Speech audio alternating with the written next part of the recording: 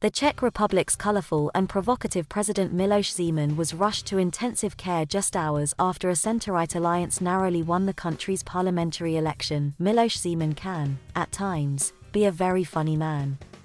Blessed with a sharp intellect, biting wit and perfect comic timing, he has long been a goldmine for journalists seeking a pithy quote.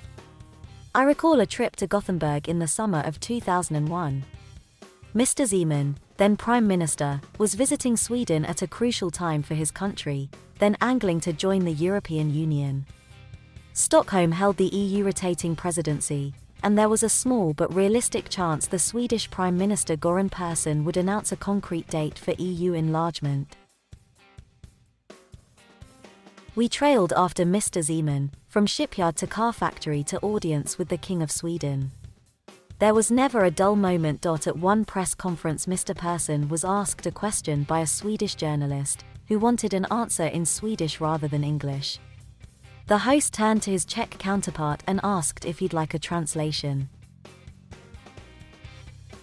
"Not necessary," said Mr. Zeman, legs crossed, his head lolling characteristically to one side, a plume of cigarette smoke streaming from his lips. "Actually, I know many words in Swedish," he went on. "Really?" gasped the Swedish PM, surprised at his Czech counterpart's hidden linguistic talents. "Oh yes," said Mr. Zeman. "I know öl and skål," giving his rendition of the Swedish words for beer and cheers. The hall erupted in laughter. "Well," replied Mr. Persson, when the mirth had subsided, "unfortunately, I won't be using those words." This was still in the days when Mr. Zeman was unequivocally pro-EU, pro-NATO, pro-Western. But today he is known as the best friend of Russia and China in Europe. He has consistently sought to undermine his own intelligence services, who have long warned of Russian and Chinese interference, dismissing them as dilettantes. Alcohol has featured heavily in Milos Zeman's repertoire of quips and put-downs. On an official visit to neighboring Slovakia, he urged his hosts not to waste their time drinking Slovak beer but to import the superior Czech product instead. Poprad beer would dissolve your dentures if you left them in it overnight, he warned. The audience of Czech and Slovak businessmen laughed heartily. Except, that is, a representative of the Association of Slovak Brewers and Malt Makers, who rose to his feet in anger. A Slovak colleague standing next to him stormed out. But at times Mr. Zeman has himself struggled to contain his emotions. He plucked the Social Democrats from obscurity in the early 1990s, transforming the leftist party, the country's oldest, into a major political force. He was their unchallenged leader, serving first as chairman of the lower house, then as prime minister from 1998 to 2002. But in 2003 he was humiliated when the party failed to give him a ringing endorsement to succeed Václav Havel as president. The Social Democrat MP's failure to back him resulted in him being ejected in the second-round vote. Shortly after Mr. Zeman had stormed out of Prague Castle, I was standing with Yaroslava Mozarova, a tiny, chain-smoking liberal candidate who had played a role in eliminating him. "Oh dear," she whispered, "I think Milos is a bit upset."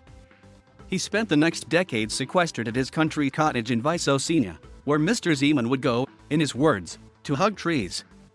A friend, who worked in Czech television for many years, told me a story about a colleague who went to interview him. Again, the story involves alcohol.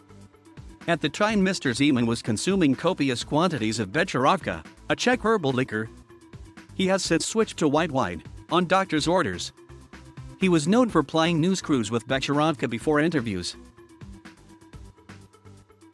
The recording was disturbed at one point by a heavy thud behind the reporter. Afraid to turn around, he carried on with the interview. "My dear colleague," said Mr. Zeman, "I believe your cameraman has fallen over."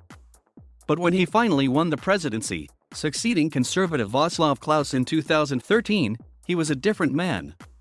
He was said to have kept a list of his enemies, especially those Social Democrat MPs who had betrayed him.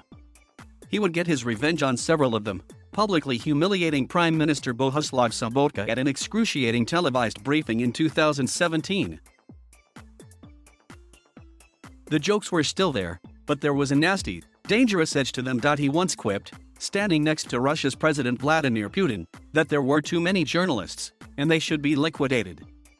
Mr. Putin smiled nervously. He has made inflammatory comments about Islam, migrants, and LGBT rights, both before and during his presidency. Some were meant to be humorous. I'm against the burqa, although I can think of some women for whom they'd be an improvement. Some were not. I'm not saying that all Muslims are terrorists. I'm saying all terrorists are Muslims. Earlier this year he said transgender people were disgusting.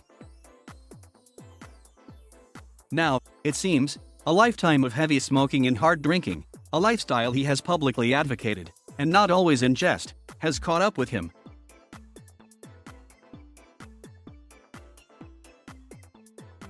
Thank you for watching.